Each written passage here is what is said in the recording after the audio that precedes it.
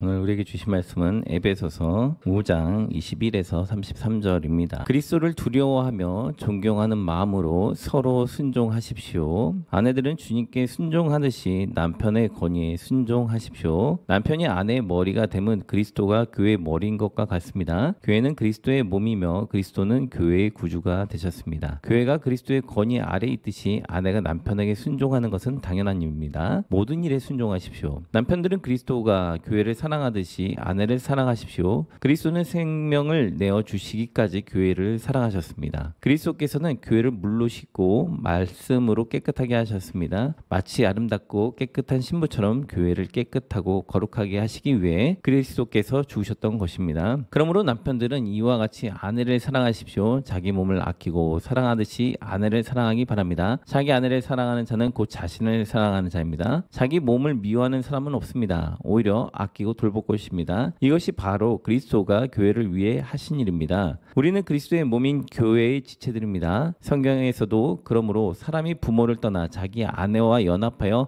한 몸을 이룰 것이다 라고 말씀하고 있습니다. 그 비밀이 놀랍고 크니 이것이 바로 그리스도와 교회의 관계를 두고 말하는 것입니다. 다시 한번 당부합니다. 남편들은 아내를 제물같이 사랑하고 아내는 남편에게 순종하십시오. 아멘. 오늘은 가정의 주일이라서 가정을 꾸미는 것에 대해서 좀 이야기를 나누고자 합니다. 그리스도를 존경하는 마음으로 서로 순종한다라는 건 자존심이 있다라는 건가요? 없다라는 건가요? 그래서 순종은 노예가 할 때 쓰는 단어거든요. 그러니까 주님이 없으면 어떤 현상이 생기냐면 주님이 없는 가정들은 서로 자존심을 내밀어요. 그러니까 계속 싸우겠죠. 내가 얼마나 했는데 하면서 내가 이렇게 했으면 너도 이렇게 해줘야 되는 거 아니야? 이게 이제 공식이잖아요. 생각을 해보세요. 모든 남자가 여자가 원하는 그 기대를 채울 수 있을까요? 반대로 모든 여자가 남자가 원하는 기대를 채울 수 있을까요? 서로 못 채웁니다. 근데 그 자존심이 왜 생기냐면 아내는 남편에게 이렇게 기대를 했는데 남편이 연애할 때는 사랑한다는 그 이유 하나만으로 참아줬잖아요. 근데 결혼하는 순간 사람이 변하잖아요. 그래서 결혼하니까 왜 사람이 변하니? 이 말을 하잖아요. 서로 안 참는 거예요. 근데 오늘 이 성경 말씀을 보니까 이 말씀은 결혼을 했는데 어떻게 참게 되냐면 하나님의 말씀 안에서 참고 지지해 주는 것을 볼 수가 있는 거예요. 그러니까 뭐가 필요하냐면 주님이 필요한 거예요. 이게 결혼의 최고의 원칙이에요. 하나님이 있어야지만 참고 넘어가는 거예요. 서로 존중하고 존경을 해야 되는데 이 성경 구절은 감정 있는 상태에서 수긍하라는 건가요? 말라는 건가요? 감정과 상관없이 하라는 거예요. 누구 때문에? 주님 때문에 하라는 거예요. 그러니까 부부 관계에 있어서 서로 남자와 여자 사이에 누가 있어야 되냐면 주님이 있어야 되는 거예요. 그냥 단순히 주님이 계신 게 아니라 하나님의 말씀의 원칙이 있어야 되는 거예요. 그래서 하나님이 성경에서 말한 그 원칙을 양쪽에서 감정과 상관없이 지키려고 하는 노력이 있어야 되는 거예요. 감정이 들어가면 지킬 수 있을까요? 못 지킵니다. 이 말씀을 감정적으로 읽는다면 절대로 화난 상태에서 순종할 수 없어요. 서로 배려해 줄 수가 없습니다. 하나님의 이 말씀은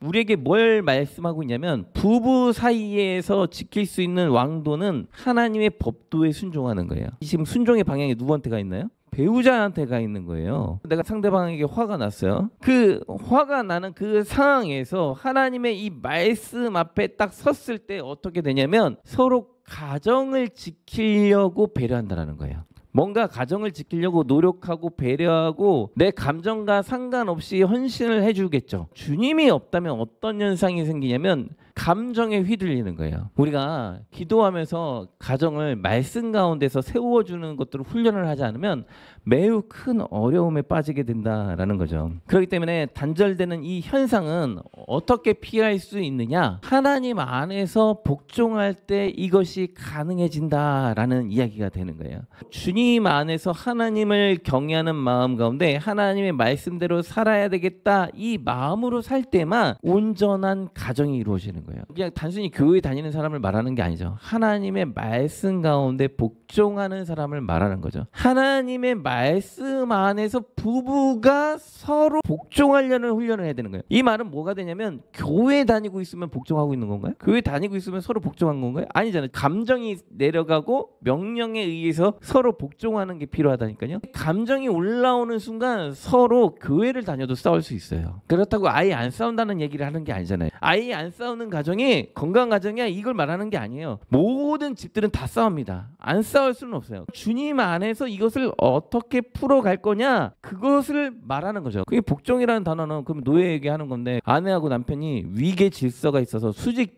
관계로 복종하라는 소리야? 라로 들리잖아요. 서로 감정이 있는 상태에서 이런 말씀을 읽으면 반항심이 올라올 수 있단 말이에요. 사실은 이 성경 말씀을 자세히 살펴보면 이게 위계 질서가 아니에요. 자 보세요. 아내들은 주님께 순종하다. 여러분이 주님께 어떻게 순종하죠? 여러분이 주님이 명령하면 잘 100% 복종하셨나요? 잘 생각해보세요. 우리가 하나님과의 관계에 있어서 뭐 100% 순종하나요? 우리가 교회에 나와서 하나님께 순종한다는 모습으로 어떻게 하나요? 주님을 존경하고 사랑하잖아요. 하나님 안에서 남편을 사랑하고 존중하고 배려해주는 마음을 말하는 거예요. 그 원칙을 지키라는 거예요.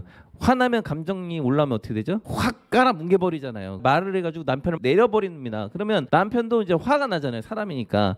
그러면 이제 싸우게 되는 거예요. 그러니까 지금 이 말씀은 하나님 안에서 남편을 존중해주고 세워주라는 거예요. 그럼 집안 분위기가 좋아지겠죠? 뒤에 보면 이제 남편이 어떻게 되죠? 남편이 아내의 머리가 되면 그리스도가 교회의 머리인 것 같습니다. 이 가정을 대표하는 남편이래요. 그러니까 남편의 권위를 세워주고 그래 알겠어. 그렇게 하라는데 근데 남편이 남편다워야지 권위를 세워주지. 이 말이 나온단 말이에요. 남편이 하는 꼬락서지 보니까 남편이 같지가 않아. 그래서 나는 이 남자를 인정할 수 없어 하고 계속 뭐라고 하면 이혼되는 거예요. 이 말씀은 남편이 했기 때문에 존중하고 격려하라는 소리가 아니에요. 그럼 남편이 도박하고 뭐 이렇게 나쁜 짓 하는 건 무조건 인정하라는 소리가 아니잖아요. 지금 이 말씀은 그 사람을 사람으로서 존중해주고 격려해주고 세워주라는 의미가 더 강한 거예요. 예수님이 없기 때문에 싸우는 거잖아요. 서로 양보가 안 되니까 이게 계속 실랑이가 벌어지는 거예요. 성경에서 세 가지 사랑을 말하는데 정신적, 육체적, 영적인 사랑의 교감을 나누길 원해요. 대부분 TV에서 나오는 거는 육체적인 사랑에 대한 이야기만 있는 것 뿐이에요. 돈이나 권력이나 이쁨이나 아름다움으로 사랑하기 때문에 너희가 행복하다 이거예요. 근데 그게 빠지는 순간 그 가정은 파탄날 수밖에 없어요. 성경은 우리에게 뭐라고 말하냐면 육체적, 정신적, 영적인 사랑을 나눌 수 있는 존재인가 라는 걸 이야기하고 있는 거예요. 그러니까 부부가 됐는데 영적으로 사랑할 수 있고 정신적으로 심리적으로 사랑할 수 있을 때 온전한 가정이 되는 거예요. 그러니까 상대 배우자를 어떻게 골라야 되냐면 심리적으로도 정서적으로도 건강한 사람인가, 영적으로도 하나님의 말씀에 잘 순종하는 사람인가, 요 관점이 없으면 그 결혼은 굉장히 어려운 고난의 길을 헤쳐갈 수밖에 없다는 거예요. 여기서 고난은 단순히 경제적인 이 문제를 뿐만 아니라 심리적인 영적인 어려움을 맞이한다는 거죠. 영적, 육체적, 정신적 사랑이 이루어질 때 건강한 관계가 된다라는 건 이걸 꼭 기억을 하셔야 되는 거예요. 하나님 말씀 안에서 이게 왜 수직적인 게 아니냐, 잘 보시면 그리스도께서 교회를 위해서 무엇을 하죠? 죽으셨어요. 십자가에. 그러니까 남편의 위치가 뭐냐면 희생이에요. 누구를 위해서? 아내를 위해서, 가정을 위해서 희생하는 거예요. 하나님의 말씀이 가정의 핵심을 지키는 요소가 되어 있어야 되는데 말씀이 없는 시대가 되어버렸어요. 아이들을 말씀으로 양육을 안 하잖아요. 유대인들은 어려서부터 부모가 성경을 가르쳐요. 주의 말씀 가운데 복종하라고 돼 있잖아요. 저는 이제 어렸을 때 이런 고민을 했어요. 종교를 아이들에게 강요하는 게 맞는 걸까? 제가 시간이 지나면서 이렇게 보니까 하나님 말씀대로 순종하고 지키는 것에 대해서 왜 나는 고민을 하고 있지? 왜 나는 이 말씀을 고민한 것 자체가 뭔가를 안 하려는 쪽 이슈가 크잖아요. 가정의 지금 주인이 누구라고 말하는 거예요? 하나님이라는 거잖아요. 중간이 있나요? 하나님 없이 갈 수가 없다는 소린 거예요. 창세기 시작할 때 아담과 하와가 결혼을 했죠. 여러분 이거 교회입니까? 가정입니까? 가정인데 교회예요. 성경은 가정도 교회라고 해요. 가정이 깨진다는 건 교회가 깨지고 있는 거예요. 교회를 건강하게 세워야 돼요. 주님이 있을 때 건강하게 세워지는 거예요. 그러면 자녀들을 어떻게 키워야 되는가? 하나님 말씀 가운데 이 아이들을 훈육해야 되는 거예요. 가정 예배의 정의는 어떤 게 예배죠? 성경책 펴놓고 찬송가 읽고 이게 예배인가요? 삶이 예배가 되게 해라 이런 말을 했단 말이에요. 우리가 노동하면서 기도도 예배라고 하잖아요. 성도들끼리 상함 심령을 치료해 주는 것도 예배라고 하잖아요. 또 하나님의 말씀 한 구절 이렇게 전달해 주는 것도 예배라고 하잖아요. 그러면 예배라는 건 형식이 아니네요. 어떤 규정 틀에 있는 게 아니라는 거예요. 그러면 우리가 아이들과 함께 예배한다라는 건 이 아이에게 맞는 적절한 그 모든 행위가 예비가 될 수가 있는 거네요. 그러면서 이 아이에게 적절한 하나님의 말씀을 잘 넣어주는 것이 핵심이 되겠네요. 반대로 생각해보면 우리는 아이들을 위해서 이 아이가 국어가 좀 부족해. 국어 학원 보내야 되겠다. 성적이 뭐가 떨어졌어? 이거 어떻게 됐다. 이거 고민 되게 잘하잖아요. 근데 우리는 우리 아이들의 진짜 영성을 위해서는 고민하나요? 그것을 위해서 대처하고 노력하나요? 대화하나요? 야, 너 국어가 떨어졌어. 너 이거 해야 되지 않겠냐? 이런 말을 하잖아요. 근데 과연 우리 아이의 영성을 위해서는 우리는 대화를 하느냐 이거죠. 나도 모르게 하지 않고 입을 닫아버리면 이 아이의 영성은 누가 책임집니까? 분명히 오늘 성경에서도 그 가정의 주인은 누구다? 주님이다. 주님이 계셔야지 이 가정이 행복하다라고 선언을 하고 있는데 이 미래의 가정이 될 이 아이의 인생, 이 아이의 인생은 삶이 예배 속에서 승리할 때 미래에는 가정을 가져서도 그 가정에서 배우자 가운데서도 행복하고 아이를 낳아서도 아이가 하나님 안에서 잘 크게 할 때 행복한 가정이 되는데 본질적인 예배에 대한 교육은 다 빠져버리고 삶 속에서 공부, 국영수, 과학, 대학 가는 거예요. 이 부분만 채워준다면 이 아이는 행복한 가정생활을 할 수 있을까요? 결혼생활을 해도 어둠이 찾아올 수 있는 거 아닙니까? 그러니까 하나님의 말씀은 지금 우리에게 무엇을 말씀하고 있냐면 너가 너의 자녀들을 하나님의 말씀 안에서 견고하게 세워주지 않는다면 인생의 전쟁에 실패할 수밖에 없는 거야 라고 선언하는 거예요. 우리 교회 다니는 이유가 부자가 되기 위해서 이게 아니잖아요. 내 영혼이 잘된 같이 내 범사가 잘 되는 거잖아요. 우리 아이들의 영혼이 잘 돼야지 범사가 잘 되는 거잖아요. 우리 교회 오는 아이들이 다 정교 1등 이걸 원하지 않아요. 그냥 각자의 분야에서 자기가 원하는 일들 잘하면 돼요. 근데 그거의 제일 핵심이 뭐냐면 내가 가는 그 길에 주님이 계셔야 돼요. 내가 가는 그 길에 주님이 없다면 나는 실패한 인생이 될 수밖에 없어요. 왜냐면 하나님이 없으면 책임져 주지 않으니까. 그 결혼도 책임져 주지 않고 그 자녀의 자녀도 하나님이 책임져 주지 않아요. 성경은 말하잖아요. 너가 나를 믿으면 내가 만대까지도 내가 복을 주리라. 네 자손에 복을 주리라. 근데 너가 나를 갖다가 거부하고 떠나면 3, 4대까지 저주하리라 써있단 말이에요. 우리 자녀들에게 신앙생활을 강요가 아닌 삶이 예배가 되게끔 도와줘야 된다라는 거죠. 이 아이들이 스스로 기도하고 말씀 보고 공부도 중요하지만 공부보다 더 중요한 건 하나님을 잘 경외하는 거예요. 하나님이 있는 아이들로 하나님을 잘 찾는 아이들, 하나님을 찾는 게 하나님을 예배하는 거잖아요. 하나님 도와주십시오. 성경을 자꾸 보고 하나님 말씀대로 어떻게 살아야 되겠다 고민하는 이 아이들로 만들어 가야 된다는 거죠. 하나님이 없는 그 속은 지옥이 될 수밖에 없어요. 하나님이 여러분에게 기도에 응답하실 때 은혜가 있는 거예요. 우리 아이들을 기도 가운데 말씀 가운데 이렇게 세워주셔야 돼요. 그럴 때 이 아이들이 행복한 거예요. 그러니까 지금 우리 학생들이 앞으로 결혼을 하면 어떻게 자녀를 양육하지? 제일 큰 원칙은 하나님의 말씀 가운데 자녀를 양육하는 겁니다. 신명기에 보면 너는 잘 때든 일어날 때든 누워있을 때든 집 앞이든 집 안이든 하나님의 말씀 가운데 너의 가정을 가르치고 세우라고 되어 있어요. 정말 철저하게 하나님의 말씀 가운데 우리 자녀를 가르쳐야 돼요. 이 아이들 생각해보세요. 학교 가면 성경 말씀 가르칠 것 같아요? 안 가르칩니다. 밖에 학원 선생님이 성경 말씀 가르칠까요? 안 가르쳐요. 길 가는 행인이 가르칠까요? 안 가르쳐요. 삶 속에서 우리의 가정을 누가 책임져야 되냐면 내 자녀잖아요. 아직 누구 권한 안에 있어요? 내 권한 안에 있잖아요. 이제 이 아이들이 이제 자라면 고등학교만 넘기 시작해도 말 안 듣습니다. 통제가 안 돼요. 아예 안 들어요. 듣지도 않아요. 이 자녀가 내 소유물이 아니잖아요. 하나님이 우리에게 맡긴 거거든요. 어떻게 맡겼냐면 너가 신앙으로 잘 세워줘. 이 아이가 잘 성장할 수 있도록 맡기신 거예요. 이 아이를. 그래서 이 아이를 말씀과 기도 가운데 잘 세워줘야 돼요. 그럼 말만 하면 안 돼요. 그러면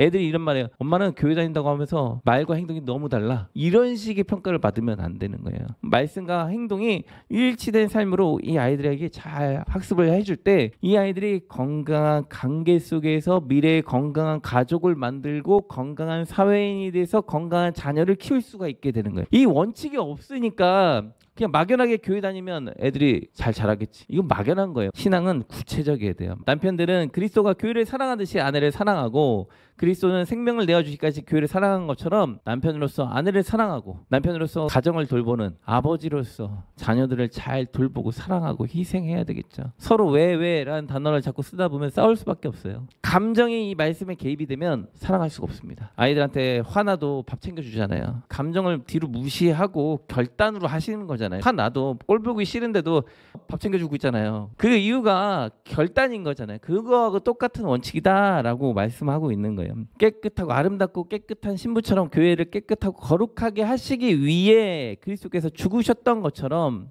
이 가정을 깨끗하게 아름답게 하기 위해 부모들이 노력하는 거잖아요. 배우자를 위해 깨끗한 가정을 만들려고 서로 노력하는 거잖아요. 그러니까 서로의 약속과 신의 가운데 뭔가를 하고 있다라는 거예요. 기브 앤 테이크를 했기 때문에 아니라 언약이라는 이 실행을 위해서 시도하고 있고 행동하고 있음을 지금 나타내주고 있는 거예요. 서로 뭔가 시도하고 결단하고 시도하고 있는 거죠. 그러므로 남편들은 이와 같이 아내를 사랑하십시오. 자기 몸을 아끼고 사랑하듯이 아내를 사랑하길 바랍니다. 자기 아내를 사랑하는 자는 곧 자신을 사랑하는 자입니다. 아내를 잘 사랑해야 된다라는 거죠. 이게 안 될 때 이제 큰 어려움이 오는 거죠. 남편들은 아내를 제 몸같이 사랑하고 아내는 남편을 존중해 주라는 거죠. 순종하라는 건 존중하라라는 거예요. 그래서 건강한 가정을 만드는 저희들이 되었으면 좋겠습니다. 기도하시겠습니다.